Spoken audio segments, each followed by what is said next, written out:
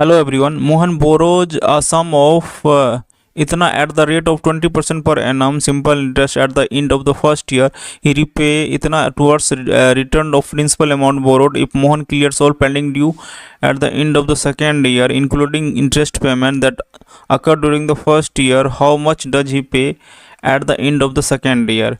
यहाँ पे बोला गया है कि इतना रुपया लिया गया है, ठीक है, इंटरेस्ट पे कितना 20% के सिंपल इंटरेस्ट पे लिया गया है, और यहाँ पे फर्स्ट ईयर के एंड में कितना इसको रिपे कर देता है।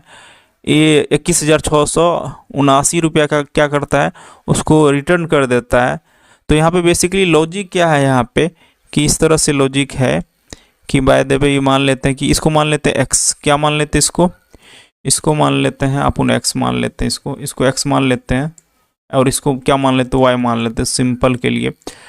ये फर्स्ट ईयर में कितना पे लग रहा है, एक्स पे लग रहा है, और यहाँ पे फर्स्ट ईयर के लास्ट में कितना रिपे कर दिया गया, वाई। तो यहाँ पे क्या इसमें सेकंड ईयर में किस पे इंटरेस्ट लगेगा, एक्स माइनस वाई पे लगेगा कि नहीं लगेगा।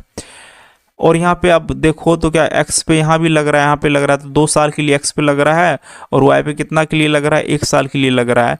तो अगर आप 2 साल के लिए निकालोगे, 1 साल की 20% है, 2 साल के कितना 40% इंटरेस्ट होगा। बट यहाँ पे क्या है, अमाउंट मेरे से पूछा गया है सेकेंड ईयर में कितना अमाउंट पे करना पड़ेगा मेरे को। तो यहाँ पे क्या करना पड़ेगा, एक्स का कितना परसेंट है, एक्स का 40% मेरे को पे करना पड़ेगा।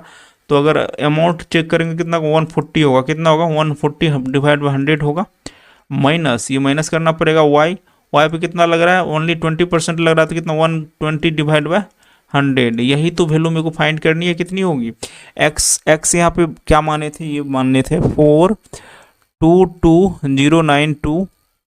यहाँ पे 1 0 तो कैंसिल आउट हो जाएगा, तो कितना 14/10 होगा यहाँ पे, माइनस वाई का वैल्यू क्या माने थे 21,679। यहाँ भी 0 1 कैंसिल आउट हो जाएगा, कितना 10 होगा। अब यहाँ पे लॉजिक ये है कि आप यहाँ पे डिजिटल सम भी कर सकते हो, बट डिजिटल सम भी कर सकते हो, यूनिट डिजिट भी कर सकते हो। बट मैं क्या करते हैं कि यूनिट डिजिट चेक करते हैं, यहाँ पे यूनिट डिजिट चेक करते हैं कितना होगा। यहाँ 14 से इसको मल्टीप्लाई कितना होगा, 2 डिजिट लास्ट पर लेते हैं, 14×28 ये होगा 28, 126, 14×26 से 28, 26 कितना 36, 26 2 28 88 होगा। लास्ट 2 डिजिट इसमें भी चेक करते हैं, बटन 78 8 होगा, 10 बरसत 84 10 94 यानी कि 4 होगा यहाँ पे। तो यहाँ से अगर आप डिफरेंस लोगे तो कितना होगा, ये 0 हो गया, ये 8 में 4 गया 4 गया 40 हो गया।